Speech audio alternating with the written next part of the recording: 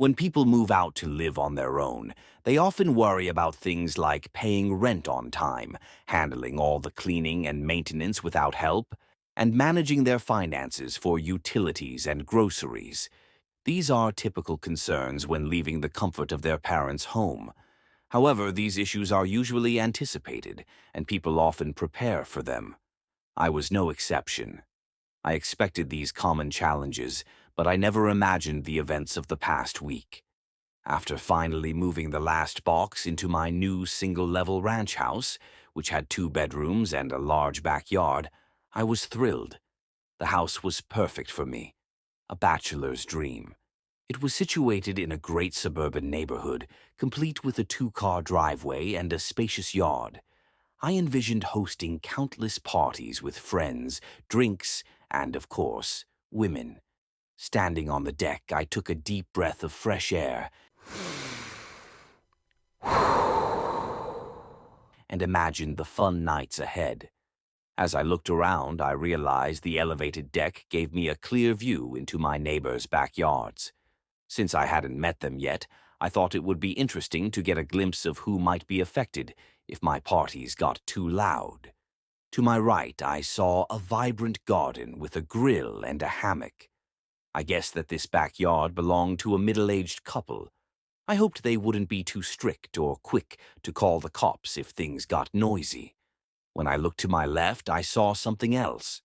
Under a large oak tree decorated with colorful Christmas lights, a young boy was swinging on a play set. It struck me as odd that he was wearing a hoodie and gloves despite the warm summer weather, but I figured he might be sick. I shrugged it off and went back inside to continue unpacking with the help of some friends. We got the furniture set up and the home entertainment system working. As I sent out a text to my friends announcing that the party was on for the night, everyone cheered and exchanged high fives. The sun had set, and after hours of moving and setting up, it was finally time to celebrate. My friend Dan, while unpacking one of the last boxes, looked out the window and asked, "Have you met your neighbors yet? Any fine young ladies going to be coming around here asking to borrow some sugar?" He asked sarcastically, making a lewd gesture and smiling as he walked over. I replied, No, I get it. But I don't think I'll have much luck with that. From what I've seen, it looks like just a bunch of normal families. One of them even has a kid." And I pointed to the house where I'd seen the boy earlier. Dan glanced out and saw the boy still swinging under the little tree. "That's weird," I said. "He's been swinging since we got here." Dan barely looked up from his phone. "Must be a special ed kid or something," he mumbled, and then walked off to invite more people to the housewarming party. I turned my attention back to the boy. Could he really have been swinging all this time? The housewarming party was a blast. I greeted friends and cousins as they arrived, handing out drinks and enjoying the lively atmosphere. We were outside, making the most of the warm summer night, until around 3 or 4 in the morning when the weather changed. It suddenly got cooler and started to drizzle. I was willing to stick it out, but the girls started to panic about their hair, and they all rushed inside. Naturally, the guys followed, trying to shield them with makeshift umbrellas and laughing at how hard they were trying to impress the girls. I saw this as a chance to tidy up a bit. I began collecting cans and bottles from the party. But as I turned around to head inside, I was struck by an unsettling sight. The boy was still out there on his swing, in the same position, still wearing the same hoodie and gloves. His back was turned to me, and he hadn't moved. I stood there, trying to make sense of it, when suddenly I heard a voice behind me. "Hey, neighbor!" I jumped in surprise and spun around, dropping the trash I was holding. An elderly man, wearing pajamas and slippers, stood there with a friendly smile. "Oh, sorry about that. Didn't mean to startle you," he said with a laugh. He extended his hand for a shake. Hello, sir," I said, trying to collect my thoughts. I shook his hand and cleared my throat. "I'm just trying to clean up a bit here. It's quite a night, isn't it?" The old man chuckled and nodded. "Yes, it sure is. I saw the party from my window and thought I'd come out and say hi. I'm your neighbor from down the street." We chatted briefly about the neighborhood, and I tried to shake off the strange feeling I had about the boy. As we spoke, I glanced back toward the yard. The boy was still there, unmoved, his back to us as he continued to swing. The elderly man smiled and fumbled with his hands. "I hate to be that guy, especially since you just moved in and everything, but could you turn down the music a bit?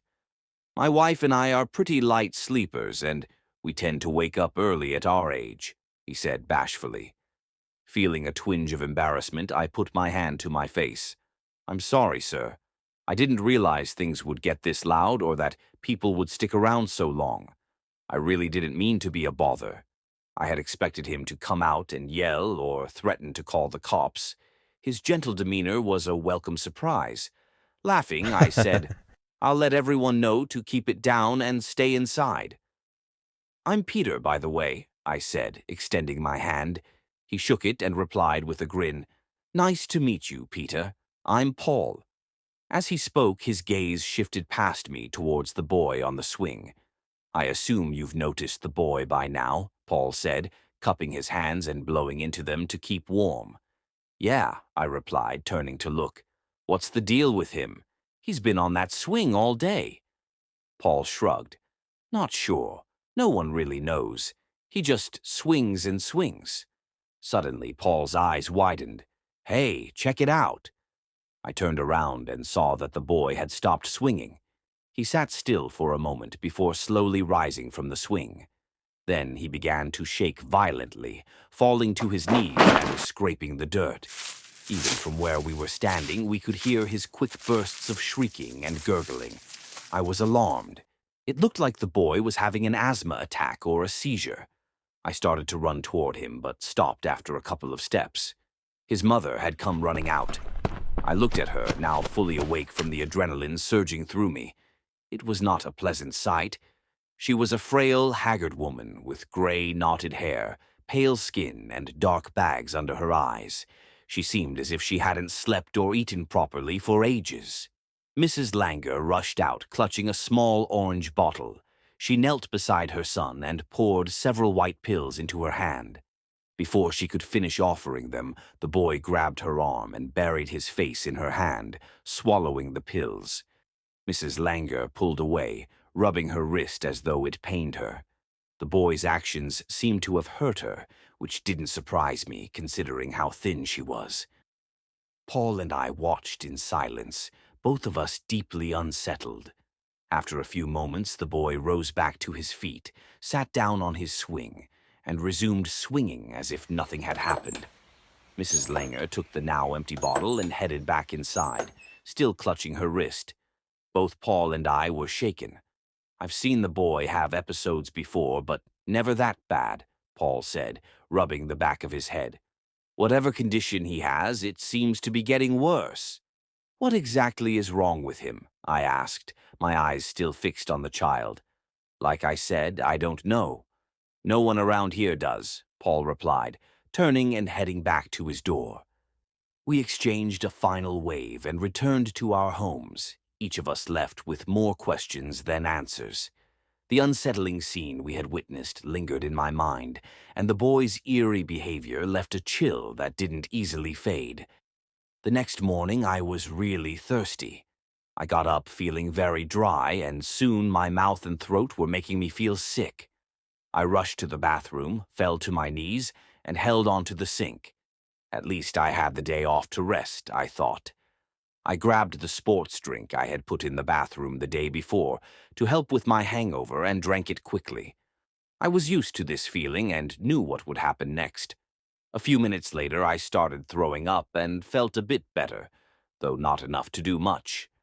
I planned to spend the day watching movies, playing video games, and eating junk food. After lying around for a few hours, I heard the mailman at my door. I was too tired to get up, so I ignored it and kept watching a zombie show that everyone was talking about. It probably wasn't the best idea to watch something so gory while I felt like my stomach was in battle, but I stuck with it. After several episodes, I went to the kitchen to heat up a big TV dinner. While it was cooking, I decided to check the mail from earlier. I unlocked the front door, let in some fresh air, and picked up the mail. As I sorted through the junk and bills, I found a small package. I brought it inside, cut it open, and found a small orange bottle, like the one I'd seen my neighbor with the night before. I was confused. I looked for the mailing label on the box and saw it was delivered to the wrong house.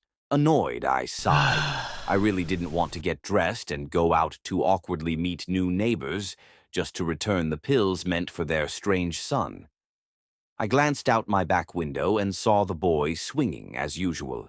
My microwave beeped, signaling my food was ready.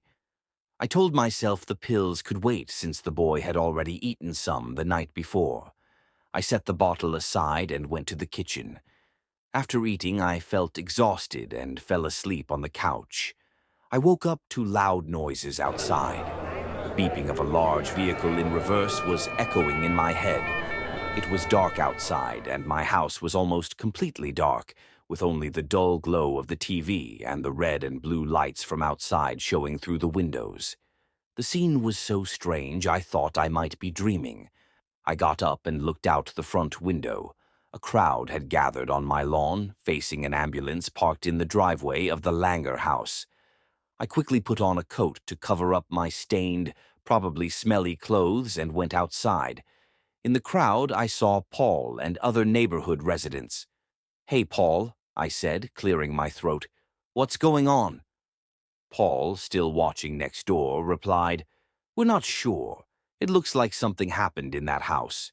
Mr. Langer is talking to a paramedic and seems really worried." I saw Mr. Langer, too. He looked as exhausted and empty as his wife.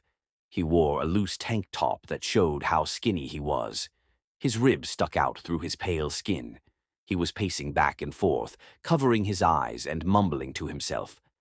I kept watching him when the crowd around me suddenly started screaming and crying. I turned to the Langer house and felt a rush of fear. Two policemen came out, followed by a paramedic with a stretcher. On the stretcher was Mrs. Langer, covered in blood and looking lifeless. Her pale, bruised wrists hung off the side, and blood was dripping from her fingers. She started to twitch, and her head moved as the paramedic put an oxygen mask on her and loaded her into the ambulance. I looked at Paul, who was standing on his tiptoes to see over the crowd. A policeman came over and told us to go home. People started asking him what happened and if we were safe. "You don't need to worry," the officer said, not looking at anyone. "A group of coyotes attacked Mrs. Langer in her backyard. We've taken care of the animals." It was clear he was lying. I raised my hand and asked, "What about the boy? Was he hurt?" The officer gave me an irritated look and cleared his throat. He said the boy wasn't near the scene of the attack. "We think he got scared and ran away. We're looking for him. If you see him, call 911 right away." Then he turned his back on the unhappy crowd and hurried back to his police car. I looked at Paul, who looked upset. He gave me a half-hearted smile, patted me on the back, and went inside. I stood there for a moment as the crowd slowly left. I wondered if this was my fault and if the pills had anything to do with it. I quickly pushed these worried thoughts away and went back home. I slid through the front door I had left open and shut it behind me. Sitting on the floor, I held my head in my hands, feeling overwhelmed by emotions. I knew I needed to get the pills out of my house. I didn't want to be blamed for not returning them sooner. I already felt guilty for opening someone else's mail by mistake. I decided to put the pills in the Langier's mailbox anonymously and then get back inside quickly. I grabbed the pills from the couch and looked out the back window. The Christmas lights on the oak tree were still bright, lighting up the crime scene below.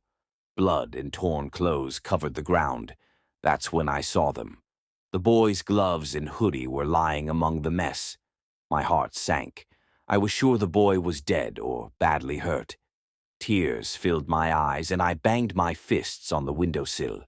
The loud noise broke the silence in my house, making the quiet even more intense. In the middle of this silence, I heard it, a low, creepy, gurgling sound coming from my bedroom. I froze, hardly breathing, and listened carefully. I heard the sound again, louder and more like a growl. The lights were off except for the dim glow from the TV. I was frozen in place, my body refusing to move. I took out my phone and fumbled for the flashlight app. As I moved toward the back door, my eyes stayed fixed on the hallway that led to my bedroom. That's when I saw it, a small creature crawling out from the hallway. It looked human, but moved on all fours in a creepy way, with its head low to the ground. I heard the same disturbing gurgle from the creature and realized it was sniffing the floor. When the flashlight finally turned on, the light revealed the creature clearly. I felt sick. It was the Langer boy, but he looked nothing like a normal child. His skin was tattered with wrinkles and scars. He slowly lifted his head and our eyes met. His eyes were the worst part, dark and strange, with unnaturally large pupils. I was so scared I couldn't move.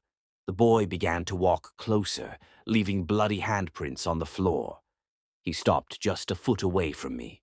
We stood there for what felt like forever. He then stood up, his arms hanging by his sides. His gaze shifted from my eyes to my hand, where I still held the bottle of pills. As soon as he saw the pills, he let out a terrifying shriek, like a banshee. I snapped out of my trance and fell to the ground. The boy crouched down until his face was near mine, his mouth wide open, showing sharp, jagged teeth with bits of what looked like his mother's flesh. He reached out with his blood-stained hand. I knew what he wanted. My voice shook as I asked, "You want the pills, right?" He kept staring at me, and I opened the orange bottle with trembling hands. I poured a few pills into his palm and waited. Time seemed to slow down. I just wanted him to leave. Finally, he closed his mouth into a small smile, turned and walked to the back door. He took a final look at me before swallowing all the pills with an audible gulp. He pushed open the door and went back to his swing, swinging back and forth as if nothing had happened. I managed to close the back door before collapsing on the floor. It's been a week since that night, and I've returned the pills as planned. Mrs. Langer is still in critical condition, and now her husband gives the mysterious pills to his son when needed. No one has questioned me about that night. I haven't reported what happened. I plan to move soon, maybe to a city apartment where there are no yards or swings. The fear from that night still haunts me. My backyard is still a mess from the party, but I haven't dared to clean it up. Since that night, the boy always swings facing my house. Whenever I glance out the window, I see his haunting eyes watching me with that horrible smile. The last time I saw him, his father was giving him the last bottle of medication. That was 3 nights ago. Now, when I look out the window, I see what I expected: an empty swing,